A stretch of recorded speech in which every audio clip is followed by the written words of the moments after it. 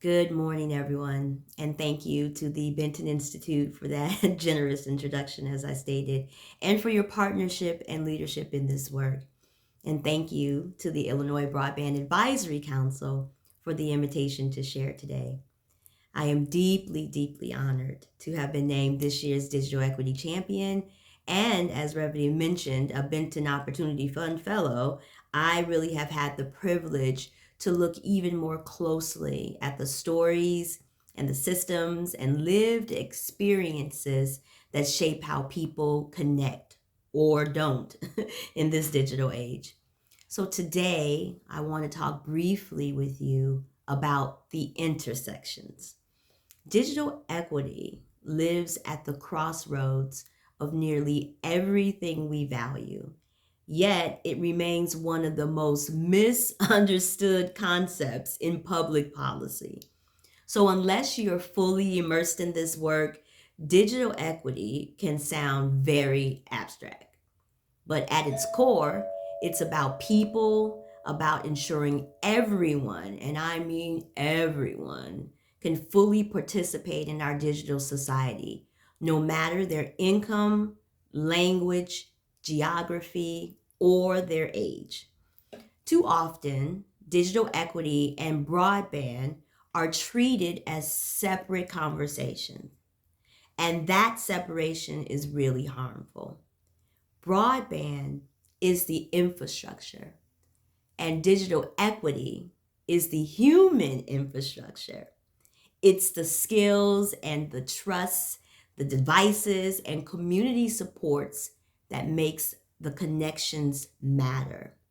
When we build networks without building people's capacity to use them, we widen the very divide that we are claiming to close. And that's how technology continues to outpace humanity. Digital equity touches every quality of life indicator: banking, education, health, entrepreneurship, civic engagement, every quality of life indicator.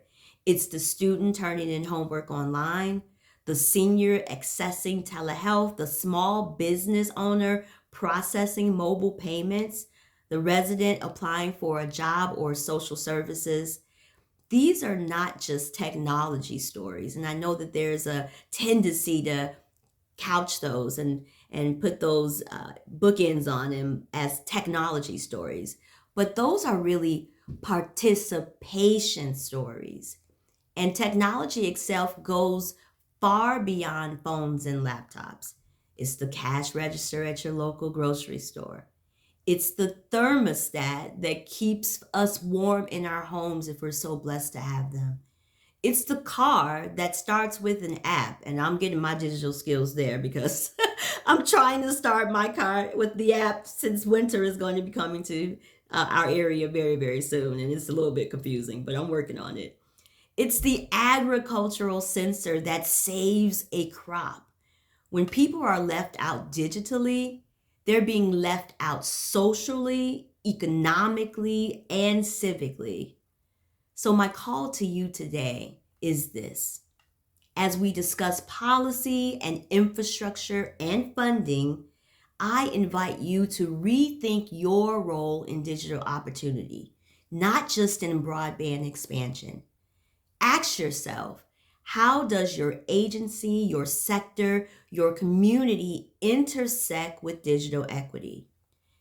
And where can you build bridges instead of silos so that connectivity becomes not just a utility, but a pathway to dignity, trust, and inclusion? And then ask yourself how you can get involved or be that catalyst to ignite energy into this space. We need all heads, all hands, and all hearts on board. Illinois has the partnerships, the data, the creativity to lead the nation. By embracing this intersectional thinking, we can see digital equity not as a niche issue, but as the connectivity tissue of modern life.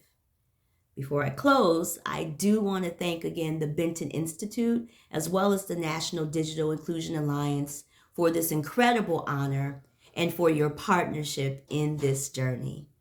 And I want to especially thank Chairperson Ann Slaughter, as well as the Illinois Broadband Advisory Council, for the opportunity to share today, and for your continued leadership in every instance where we are ensuring that every resident in Illinois can thrive in the digital era. Thank you so much.